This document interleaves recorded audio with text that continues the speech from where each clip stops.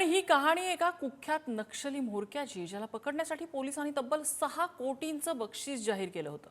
बंदूक खाली ठेवून या असं खतरनाक नक्षली कमांडरने हातात संविधान घेतलेलं आहे आणि लोकशाहीच्या प्रवाहामध्ये हसत हसत सहभागी झालाय।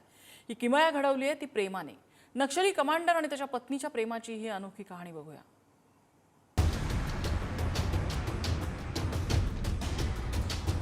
तो आला, त्याने AK-47 रायफल खाली ठेवली आणि हाती संविधान घेतलं। देशातल्या नक्षली चळवळीचा कणा असलेल्या पोलीस ब्युरोचा मुख्य सदस्य, हाच तो कुख्यात आणि खतरनाक नक्षली कमांडर सोनू उर्फ भूपती।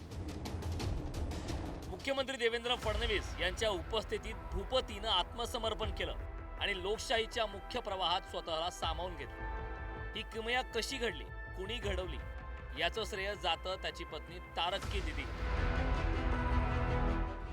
तारक्काचं मूळचं नाव विमला। 1986 मध्ये गडचिरोली जिल्ह्याच्या किष्टापूर येथील एका सामान्य कुटुंबात तिचा जन्म झाला। तरुण वयातच विमलानं नक्षल चळवळीत प्रवेश केला।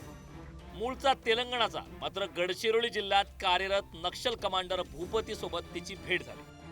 भूपती आणि विमला एकमेकांच्या प्रेमात पडले आणि त्यांनी लग्न सुद्धा केलं। लग्नाच्या वेळी विमलाचं वय होतं केवळ 17 वर्ष। भूपती सोबत लग्न झाल्यानंतर ती तारक्का दिदी बनली।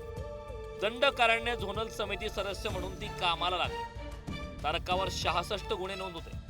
पोलिसांनी तिला पकडणाऱ्याला 25 लाखांचं बक्षीस जाहीर केलं होतं।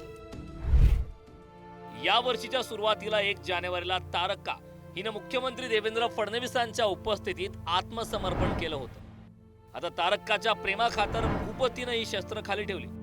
तब्बल 40 वर्षाच्या प्रेमाची शपथ घालून तारक्कानं भूपती उर्फ सोनूला शरणागती पत्करण्याचं आवाहन केलं होतं। भूपतीनं ही प्रेमाची हाक ऐकली आणि मुख्यमंत्री फडणवीसांच्या समोर आत्मसमर्पण केलं। या वर्षाच्या पहिल्या दिवशी 1 जानेवारीला ज्यावेळी तारक्कांनी अनेक लोकांसोबत या ठिकाणी आत्मसमर्पण केलं, ते आत्मसमर्पण एक अत्यंत महत्त्वाची घटना होती की त्यातनं या पुढच्या सगळ्या आत्मसमर्पणाचं बीजारोपण झालं। तारक्का आणि भूपतीच्या प्रेमाची ही सुफळ संपूर्ण कहाणी आता त्यांचं पुढचं आयुष्य सुख समाधानानं जाईल, हा विश्वास भूपती, तारक्का आणि मुख्यमंत्री फडणवीस अशा तिघांच्याही डोळ्यात दिसून आला। आशिष अग्रवाल, पुढारी न्यूज, गडचिरोली।